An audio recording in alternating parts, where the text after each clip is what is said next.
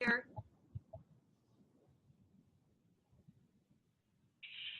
Hello, everyone, and welcome to Black Talent TV, Be in the Talk. My name is Diana McCrae, and I am one of your hosts and also the co-founder of Black Talent TV and Be in the Talk.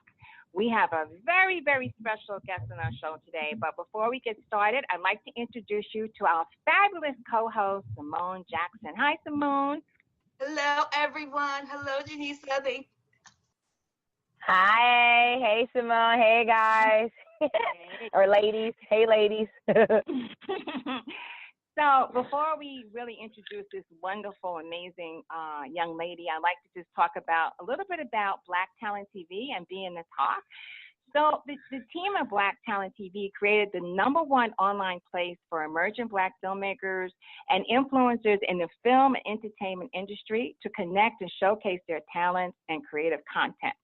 To date, we have showcased and promoted close to 700 Black film projects, and we receive submissions on a consistent basis.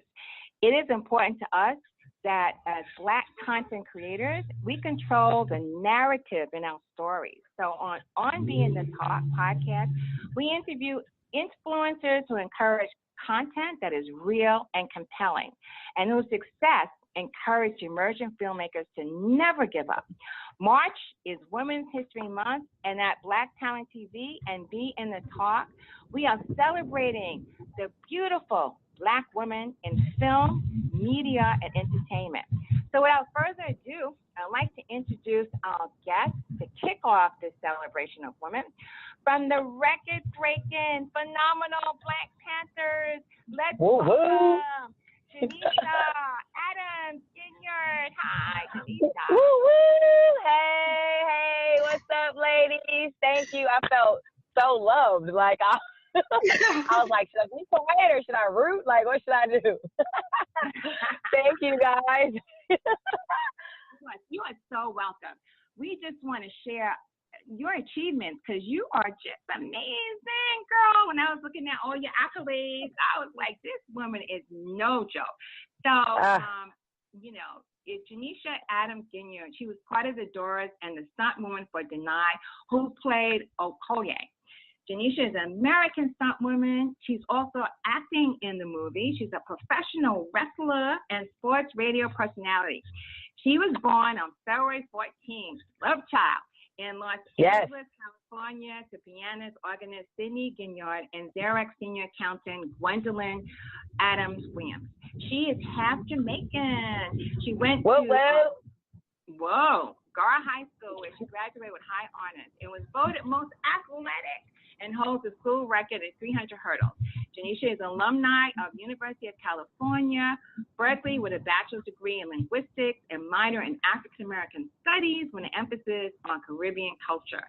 She was a brakeman for the 2006-2007 U.S. National Bobsled team and host of the popular radio show Lady J's Wild World of Sports. Janeshia was casted by Women of Wrestling co-owners David McLean and Jeannie Bush to play the character Fraud. In addition to Black Panther, Janeshia will be doing work in The Avengers, Infinity of War, and Godzilla, King of Monsters. Welcome again, Janeshia. How does it feel? Yes. Phenomenal. How does it feel to be part of this whole phenomenal Black Panthers and everything else that you're doing? You know what? Dream come true. It's literally been a dream come true. I have to say thank you, Jesus. Because without him, none of this would have been possible. I felt like I was highly rewarded for my total dependence and trust in him and from my hard work of like being disciplined and just training really hard and not giving up. So it's very humbling. It's overwhelming, but it is definitely a dream come true. And I'm so thankful. I'm living in my overflow right now.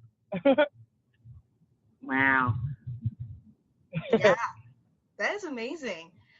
So I'm actually really happy to have you on here because, there are tons and tons of interviews with stunt men, always talking about, the ins and outs. You are one of the few rare stunt women. So please, if you can share with us, what goes into preparing to be a stunt woman in such a huge project like this? You know what's so funny? The audition process, it was like several different steps for me. Like, so I was a stunt woman, right? And I was first notified through a casting notice from Sarah Finn Casting to come audition. And it didn't even say Black Panther. It actually said Untitled Marvel Project. But it said that the person was going to have to, you know, they were going to have to be athletic. So they wanted to, you know, have some type of martial arts or fighting background. So in the audition, when I delivered my lines, I also had to demonstrate some kicks. And I have a Taekwondo background, so I did that. And then after I did that audition, I was contacted through the stunt side for a totally separate audition. And, you know, they taught us a piece of choreography. I demonstrated some additional Taekwondo skills there. And from that process, I guess they compiled a couple people who they want to see. And I ended up coming to Atlanta for another audition / test. And that audition actually had Ryan Coogler, Nate Moore, and a couple of the other Marvel bigwigs. And they were there. And so they witnessed the audition. They taught us a piece of choreography, and we still showcased some additional skills. So this, you know, the end result of being in Panther came with a process. Mm-hmm. You know, it wasn't just like, oh my God, you know, one audition and boom. Like I did a total of 3 auditions. Whoa. Wow. Yeah. You know, I did 3 auditions, and that was just solely off of my already having my stunt background as being a stunt performer. And then once I was booked on the project, we started additional training in bow staff, because on camera, you see us using the spears. That was the Dora Milaje's weapons. And so the best way to transition into spears was to learn bow staff, because you see with our striking and, you know, the different spins that we do and the different strikes, and that was the best thing that we could have done. So we trained in bow staff 8 hours a day, several weeks. Wow. Yeah. Wow. Yeah, several weeks, because bow staff was not something that we had. That was not an experience. I mean, that was not a skill that was on my resume. You know, I had Taekwondo and wrestling and all of that, which is great. You know, I had all of that. That contributed just to my stunt work already. But the bow staff was very specific for this project, for Black Panther. Yeah. That sounds intense. Oh my goodness. That is really intense. Like, honestly, I was one of those people that just thought, okay, she's going to do one audition and then maybe just a couple workouts to make sure she keeps her fitness straight. Whoa. No. Girl, I had 3 auditions. And let me tell you, after the second audition, I was told that I was chosen a part of the team. Then I got another email saying, hey, you know, we want you to come to Atlanta for another test. And I'm thinking, wait. Hold on. Y'all can't renege now. Hold on. You said I was chosen, right? So I called my pastor. Do not play. I called my pastor. He gave me scripture, all of that. Yeah. So it was a process, but it just goes to show you that is what happens on these projects. You know, you have audition after audition, screen test, and, you know, reading tests, or I don't know all the different tests. I don't know all the different tests they have, but I mean, I know I was tested. Wow. Yeah, I think I was tested physically, and I was tested spiritually, because I think once I was told the second time, hey, you got it, and then they came back with this whole like email thing talking about, hey, you need to come to Atlanta for another test. I think that was a spiritual test. Like, do you still have faith in me when you was praying before, you know, and you saw the first email, you know, are you going to give up now? Or are you going to still stay faithful? So, yeah, I was tested all around. Never give up. That's right. Never, ever give up. Ever. Was glad that you didn't, because, again, you and the rest of the women were looking pretty badass in this movie. So I'm so glad you didn't. I'm really glad you pushed through. Thank you. Yeah, I stayed focused. So as I said, you have to. So as I said before, you are pretty much a unicorn in Hollywood because you're one of the rare stunt women. I'm sorry, stunt women are a unicorn in Hollywood. Let's be honest. Let's be honest. You know, let's be truthful. It's rare. You know what? That's hilarious. No, I'm still laughing I'm laughing because I'm like, I know, I feel where you're coming from. And I think back in the day, you know, because some women have always been around. Don't get me wrong. I just think now it's just been like this light that's been shining on them. Like people are starting to, you know, notice and be made aware of. Like we're being exposed, which is great, you know, because I feel like, especially with our community or as Black people, sometimes we don't get the exposure as other people. So that's why we don't enter fields that you see are, you know, dominated by a lot of other cultures, because we just probably didn't have the exposure to it. So I think that's what's happening with stunt performers. We're starting to be exposed because we've been around. I mean, action movies ain't never stopped being made, you know, because we in them. People not always going to see these action movies for the lines, okay? They're going for the action, and we're doing it. So yeah, absolutely. Can you go into a little deeper for us, and can you tell us the pros and cons of being one of the few stunt women in Hollywood? I don't necessarily think there's a con to it, because at the end of the day, this is my profession, this is my job, this is my career, and I chose to do this. Like, this is my passion. So I don't necessarily see a con from that at all. I feel like you're doing yourself a disservice if you're not operating in your passion. And for me, this is what I do. This is what I love. This is what I've trained to do. And I would do it for free. I've done it for free. You know what I mean? There's this thing I remember my pastor was saying, what is it that you would do for the rest of your life and you didn't even have to get paid for it, you know? So I feel like I'm operating in my purpose, my passion. Yeah. Well, you are amazing. I love everything. I love everything you said, because it's so, everyone needs to really hear your heart, because you are so on point. And to that, I'm wondering, you and Danai have something in common. You both born on February 14th? Yes, we are. Oh my God! First of all, shout out to the Aquariuses. Yeah, we're all one. Aquariuses rule the world. That's right. Yes. Yeah. But so you guys both saw the movie. So that casino scene, and which is my favorite scene of the entire movie, and I'm starting to realize it's a lot of people's. Yeah, it's like, I've been reading like comments and stuff, and like literally that seems to be like the going favorite scene of the entire movie. We shot some of that on our birthday. It was so great because Ryan had like the whole entire cast and crew sing happy birthday to us. Yeah, it was amazing. Yeah. Yeah, it was awesome. Happy belated birthday. I'm an Aquarian, and so is Simone. Yes. So all 3 Aquarians on here rocking it right now. Holding it down. We holding it down. Yes, we are. Girl, we are definitely holding it down. So, I mean, how was it being a stunt woman for her? And then also being, you're acting in the movie as well as being her stunt woman. So you got double duty.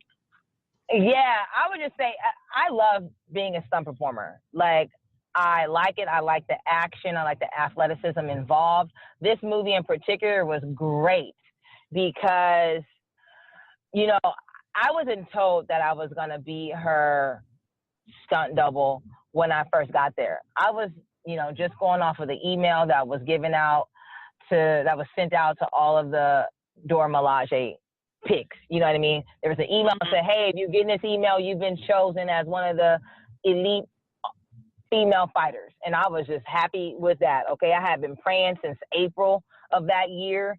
Every day, didn't stop. All my prayers started off with thank you, Jesus, in advance for Black Panther. I was already claiming it. So yeah, I was just happy with all of that. That was the bonus, being able to like do the stunts in the casino scene and all of that stuff for Janai, that literally was icing on the cake. And I just, again, have to say, it just felt like all my hard work and determination and persistence just paid off, because when I got into stunts, not through the help of anybody else. You know, I'm not a second, third, fourth, fifth generation stunt performer. I'm not even a second generation Hollywood entertainment person, right? I'm the first person really in my immediate family to be in the industry.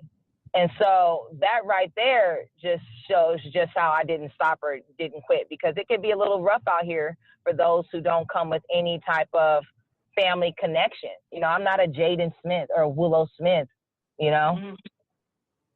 That's a good So, point. Yeah. Good. Yeah, and definitely to your credit, you know, for everything, like your spiritual part of you that's so amazing, and your faith and your focus. So I just like to know, what projects are you looking forward to be a part of? I know you have the the Avengers coming up and some other ones, yes. But are there any that you really want, like to be part of in the future? Yeah, that's, first of all, very good question. I've done a million interviews and nobody has asked me what I want to be a part of. I kid you not. I've done a million interviews and no one's asked that. So that's a great question. So you're right. I do have like Avengers coming up, Godzilla. I currently work on Fox's new hit drama 911. Check it out every Wednesday at 9 p.m. I love that show. I'm not even being biased. But, great show. I swear I'm not being biased. It's just a great show. But I have on my vision board, I have Morgan Freeman, because I always wanted to do a project with Morgan Freeman, and I also have M. Night Shyamalan on my vision board. I've always wanted to be a part of one of his movies, and I always wanted to be in a movie with Morgan Freeman. And I know it's going to happen because I've already claimed it. I've claimed it a long time ago. I've walked as if it's going to happen. But yeah, those are two things that are on my vision board. Yeah. Okay, yeah. Morgan, we're calling out to you. Make that happen. Yeah. Yes. Morgan Freeman. Yes. Lady here, she's calling out. Yeah. To happen as well. That's yeah. Fantastic. Yeah. Thank you. Yeah. I'm keeping my fingers crossed that happens too. That would be awesome. Yeah, it's gonna happen. We don't know when though, but it's gonna happen. Absolutely. That's right. Absolutely. Yeah. So with the huge success of Black Panther, can you tell us what is your most memorable moment on set? Okay. Most memorable, and I hate to go back to the casino scene, but it's just so freaking good. So I'm going back to the casino scene. I had to do the stunt in the casino scene. And my favorite day of shooting this entire movie was when we shot on Valentine's Day, which was my birthday, because that's where I got to do the stunt. And I'm going to tell you right now, that was I had never been to Georgia. I had never been to Georgia until I started shooting Panther. I had been sick as a dog with my allergies and just all of that stuff, right? So when we were shooting, I was sick. I was going through tissue left and right. I felt so sorry for my makeup girl, because she kept having to like re-give me tissue and get new boxes, but I was sick. But through all of that, that was my favorite day, because although I was really sick, I did the stunt. I was very consistent. Ryan told me, "Oh my God, Janeshia, you did great. You were just so consistent each time." And then there were several times where he's like, "Janeshia, you okay? You all right? You need some tissue? You need some water? You good?" I was like, "No, I'm good, Ryan. I'm good." So yeah, so that was my favorite day, Valentine's Day, 2017. Yeah. Yeah. Oh my God. I remember that for the rest of my life. The whole entire cast saying happy birthday. I mean, it doesn't get any better than that. Right. I agree with that. There's honestly nothing better than that, honestly. Did you at least get a Black Panther cake? You know what? I didn't get a Black Panther cake, no. Oh, But that would have been hella tight. Hey, that would have been tight. Oh. That would have been tight. Oh, God, I'm so disappointed. I was hoping that would happen for you. That would have been perfect. That would have been great. A little Dora Milaje cake. God.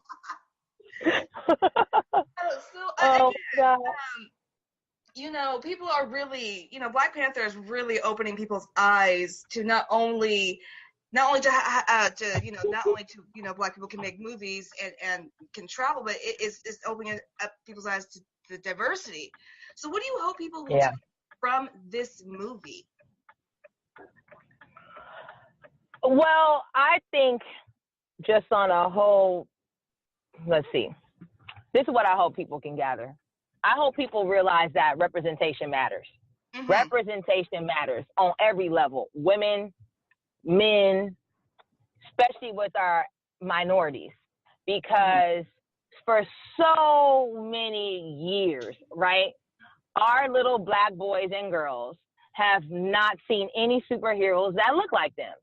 Nobody's looked like them on camera. So when it's time for Halloween and stuff, or time to dress up, they are dressing up as Iron Man or Captain America, or, our little girls are being, Snow White and all of that stuff. But now they have options. Now they have people who look like them. They can be Princess Shuri. They can be Queen Mother. They can be Black Panther, Dora Milaje. So representation does matter, because when you see something, it's a lot easier for you to believe that you could achieve that. It really is. Like, if you just walked around this planet and never saw a Black doctor, you'd be like, dang, ain't no Black doctors? Dang. But when you can see a Black doctor, you're like, hey, I could be a doctor. He looked like me. We got the same hair. Or he came from where I came from. He walked like me. He talked like me.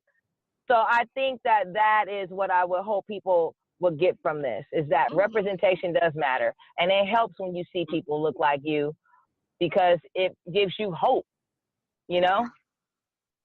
Oh, yeah. Absolutely.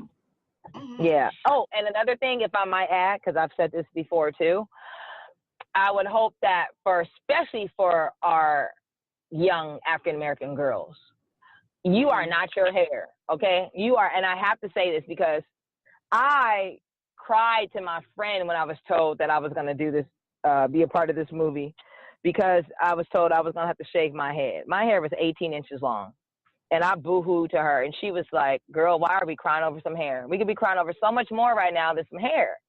And then I called my pastor, and he was like, wait, Jesus sacrificed it all on the cross. You can't sacrifice your hair? Really?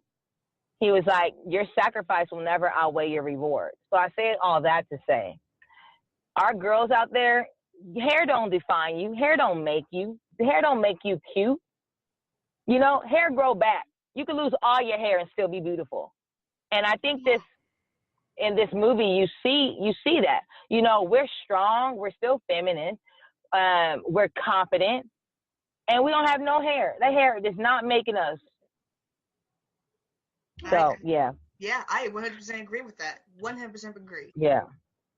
I think the most profound statement I've heard a lot since this movie. I watch a lot of, the interviews and stuff, and read a lot. I'm just so, as a person that's been around, the civil rights movement, the Black Panthers back in the day, to me, it's like this is the beginning of something so fantastic. But I have to say, one of the best things I read was when these 3 young Black men saw the poster for Black Panthers, and they said, this is what white people feel like all the time. And that because, yes, exactly. They feel like that all the time. And so why don't we feel like that all the time?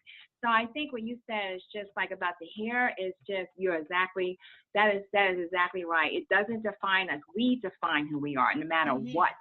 It comes from the inside out. So I think that's so great. I just want to ask you one last question, similar to the one I asked before, but you've been on 9/11. I love 9/11. I love 911. 911. That's right, 911. You.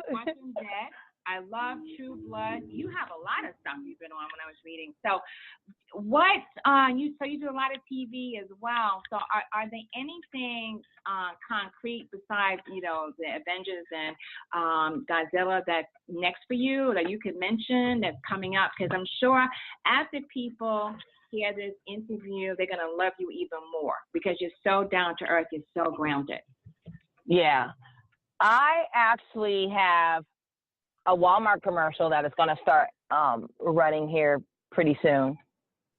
Yeah, and I have another project that I'm on that I cannot talk about because I did have my NDA. But the Walmart commercial is going to run pretty soon, and the Super Bowl commercial for Black Panther, the Lexus one, that's actually still currently running.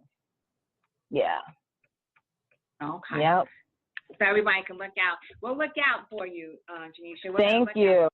Role, and we're gonna look out for your big role with Morgan Freeman, throwing it out there. Yes, because that's gonna happen. Yeah. That is definitely gonna happen. Yeah, that is definitely gonna happen. Do you have any closing remarks that you just want to tell people, like especially filmmakers that, you know, because we definitely deal with a lot that are up and coming. They're just getting started. They have their own stories, and you know they need a little bit of pickup from like someone like yourself. I would say never give up on your dreams, aspirations, and goals. Don't allow anyone to deter you from your dreams, aspirations, and goals either. You can do whatever you put your mind to it, and the sky is not the limit because the sky is way too low. I love that. Me too. That's awesome. Wow. I'm definitely want to probably, you know, put that on a T-shirt. You know. Right. That's a great quote. I think I might want to put that on a T-shirt. That's awesome. You might want to trademark that. That's a good